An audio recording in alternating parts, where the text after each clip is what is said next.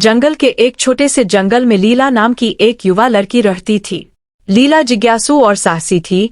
वह हमेशा अपने हरे-भरे परिवेश के आश्चर्यों की खोज करती थी। वह अक्सर छतरी के ऊपर ऊंची उड़ान भरने का सपना देखती थी, यह कल्पना करते हुए कि एथेरिया की यात्रा करना कैसा होगा। उसके सपने झिलमिलाते आसमान, राजसी बादलों और रोशनी और हंसी से बने महल की छवियों से भरे हुए थे। एक दिन एक चमचमाती धारा के पास घूमते समय लीला को शानदार पंखों वाले एक रंगीन पक्षी का सामना करना पड़ा। ज़ेफिर नाम का पक्षी उसके द्वारा देखे गए अन्य पक्षियों से अलग लग रहा था। उसकी आंखों में एक ज्ञानपूर्ण दृष्टि थी और उसने एक ऐसा राग गाया जो लीला के दिल को छू गए। उत्सुकतावश उसने उस पक्षी का पीछा किया जो पेड़ों के बीच से उड़ रहा था। आप कहाँ जा रहे हैं? लीला ने पुकारा। उसका हृदय उत्साह से धड़क रहा था। एथेरिया को ज़ेफिर चेहे कहा, उसके पंख नरम हवा की तरह फड़फड़ा रहे थे। मैं तुम्हें रास्ता दिखा सकता हूँ, लेकिन तुम्हें अपना दिल शुद्ध और इरादे दयालु रखने का वादा करना होगा। लीला ने उत्सुकता से सिर हिलाया। उसकी आंखें प्रत्याशा से चमक रही थीं। वह हमेशा जंगल के जादू और एथेरिया की कहानियों में विश्वास करती थी। उसे क्या पता था कि यह यात्रा उसकी जिंदगी हमेशा के लिए बदल देगी। ज़ेफिर के नेतृत्व में लीला अपने साहसिक कार्य पर निकल पड़ी। उन्होंने घने पत्तों के बीच से यात्रा की और रास्ते में जिज्ञासु जानवरों का सामना किए। कवि नाम का एक बुद्धिमान बूढ़ा बंदर एक पेड़ की शाखा से उन्हें देख रहा था। तुम कहाँ जा रहे हो, युवा? कवि ने अपनी खुड्डी खुजलाते हुए पूछा। एथेरिया को, लीला ने कहा। उसका चेहरा उत्साह से चमक रहा था। आसमान में महल। कवि ने उत्सुकतावश भौहें उठाई। कई लोगों ने एथेरिया की तलाश की है, लेकिन सभी वापस नहीं लौटे हैं। यात्रा चुनौतियों से भरी है। क्या आप में उनका सामना करने का साहस है? मैं करता हूँ, लीला ने उत्तर दिया। उसकी आंखों में दृढ़ संकल्प चमक रहा था। कवि के आशीर्वाद से तीनों ने अपनी यात्रा जारी रखी। कहानियां और हंसी मजाक करते हुए वे खड़ी पहाड़ियों पर चढ़े और नदियों को पार किए। रास्ते में उन्होंने जंगल की सुंदरता की खोज की, जीवन से भरा एक जीवंत पारिस्थितिकी तंत्र। प्रत्येक प्राणी अपनी भूमिका निभा रहा है। जैसे ही वे जंगल में गहराई तक गए, लीला और उसके साथियों को कई चुनौतियों का सामना करना पड़ा। उन्हें एक अंधेरी और उलई हुई झाड़ी का सामना करना पड़ा जिसे छाया के घूंघट के नाम से जाना जाता है। ऐसा कहा जाता था कि जो कोई भी प्रवेश करेगा वह हमेशा के लिए अपना रास्ता खो सकता है। नजदीक रहो, ज़ेफिर ने सुरक्षात्मक रूप से अपने पंख फड़फड़ाते हुए सलाह दी। आपको मार्गदर्शन करने के लिए अपने दिल पर भरोसा रखें। सतर्क कदमों से वे झाड़ियों में घुस गए। परछाइयां संदेह और भय फुसफुसाते हुए उनके चारों ओर नृत्य कर रही थीं। लीला को लगा कि उसके ऊपर अनिश्चितता की लहर दौड़ गई है, लेकिन उसे एथेरिया का अपना सपना और अपने दिल को शुद्ध रखने का वादा याद आए। एक साथ मिलकर हम किसी भी चीज पर विजय पा सकते हैं, लीला ने घोषणा की। उसकी आवाज मजबूत है। उसके साहस से प्रेरित होकर कवि और ज़ेफिर एकजुट हो गए और एक साथ वे अंधेरे भूल भुलैया के माध्यम से चले गए, दूसरी तरफ अपना रास्ता ढूंढ लिए। जैसे ही वे जंगल में गहराई तक गए, लीला और उसके साथियों को कई चुनौतियों का सामना करना पड़ा। उन्हें एक अंधेरी और उलई हुई झाड़ी का सामना करना पड़ा जिसे छाया के घूंघट के नाम से जाना जाता है। ऐसा कहा जाता था कि जो कोई भी प्रवेश करेगा वह हमेशा के लिए अपना रास्ता खो सकता है। नजदीक रहो, ज़ेफिर ने सुरक्षात्मक रूप से अपने पंख फड़फड़ाते हुए सलाह दी। आपको मार्गदर्शन करने के लिए अपने दिल पर भरोसा रखें। सतर्क कदमों से वे झाड़ियों में घुस गए। परछाइयां संदेह और भय फुसफुसाते हुए उनके चारों ओर नृत्य कर रही थीं।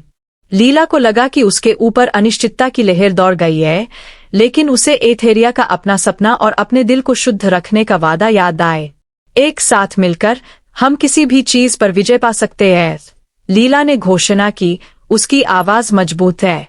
उसके साहस से प्रेरित होकर कवि और ज़ेफिर एकजुट हो गए और एक साथ वे अंधेरे भूल भुलैया के माध्यम से चले गए, दूसरी तरफ अपना रास्ता ढूंढ लिए।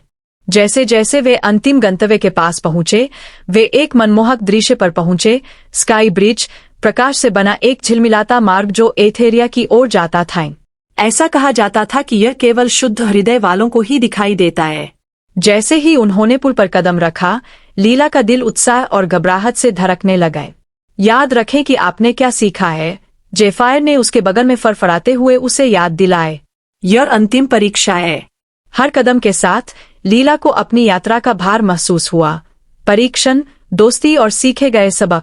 जैसे ही वह महल के पास पहुंची, काले बादल इकट्ठा होने लगे, जिससे पुल पर छाया पड़ने लग। हवा तेज हो गई और लीला का दिल उसकी छाती में धड़क गए। अचानक बादलों से एक तेज आवाज गूंजी, पीछे मुड़ो बच्चे, आप एथेरिया के योग्य नहीं हैं। लेकिन लीला खड़ी रही, उसकी आवाज अटल थी। मैं सीखने, बढ़ने और प्यार और दया फैलाने आया हूं। मैं डर से प्रभावित नहीं होऊंगा। उस पल में बादल छंटने लगे, जिससे एक उज्ज्वल रोशनी प्रकट हुई जिसने लीला को ढक लिए। स्काई ब्रिज पहले से कहीं अधिक चमकीला हो गया और उसे अपने चारों ओर प्यार की गर्माहट महसूस हुई। नई ताकत के साथ उसने पुल पार किया और एथेरिया में प्रवेश किए। एथेरिया के अंदर लीला का स्वागत आकाशीय प्राणियों, जंगल के संरक्षकों द्वारा किया गए। वे चमकदार थे, उनके वस्त्र तारों की तरह चमक रहे थे। वातावरण हंसी और संगीत, सद्भाव और प्रेम के उत्सव से भर गए। आपका स्वागत है, लीला, अभिभावकों में से एक ने कहा, उसकी आवाज मधुर है। आपने खुद को योग्य साबित कर दिया है। एथेरिया आपके दिल का प्रतिबिंब है और आप इसका सार अपने भीतर रखते हैं। लीला का हृदय खुशी से खिल उठा। उन्हें अभिभावकों और जंगल से गहरा जुड़ाव महसूस हुआ। मैं इस जादू को जंगल में सभी के साथ साझा करना चाहती हूँ, उसने घोषणा की। अभिभावक मुस्कुराए और सहमति में सिर हिलाए। आपकी यात्रा ने आपको प्यार, साहस और दोस्ती का महत्व सिखाया है। इन पाठों को दूसरों के साथ साझा करें और आप जंगल को फलने फूलने में मदद करेंगे। कृतज्ञता से भरे दिल के साथ लीला और उसके दोस्त जंगल के रास्ते वापस चले गए। एथेरिया का ज्ञान और जादू हमेशा के लिए उनके दिलों में बस गए। रास्ते में उन्हें चुनौतियों का सामना करना पड़ा, लेकिन लीला ने आत्मविश्वास के साथ प्रत्येक का सामना किया, यह जानते हुए कि वह प्यार और समर्थन के साथ किसी भी चीज पर काबू पा सकती है। जब वे अपने समाशोधन में लौटे, तो लीला ने अपनी यात्रा की कहानियां और एथेरिया से प्राप्त ज्ञान को साझा किए। लीला की बहादुरी और दयालुता से प्रेरित होकर जैसे ही जानवर इकट्ठा हुए, जंगल हंसी और खुशी से गूंज उठाए।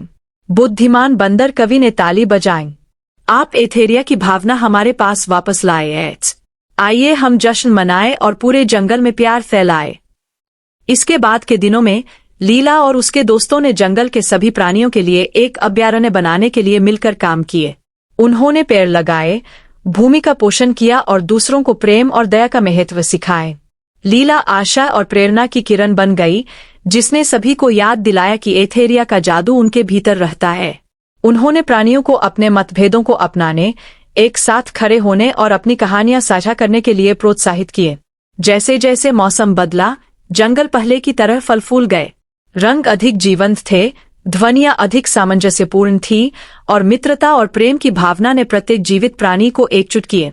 वर्षों बाद लीला अक्सर एथेरिया की अपनी यात्रा को याद करते हुए आकाश की ओर देखती थी। वह समझ गई कि महल केवल बादलों में एक जगह नहीं है, बल्कि एक अवस्था है, सभी के बीच साझा किए गए प्रेम और दयालुता का प्रतिबिंब। प्रत्येक सूर्यास्त के साथ वह जानवरों को इकट्ठा करती और एथेरिया की कहानी सुनाती, यह सुनिश्चित करते हुए कि किंवदंती जीवित रहेगी और सुनने वालों के दिलों में महल की भावना चमक उठेगी। उन्हें याद दिलाएगी कि अगर वे प्यार और दोस्ती की शक्ति में विश्वास करते हैं तो वे भी आसमान तक पहुंच सकते हैं।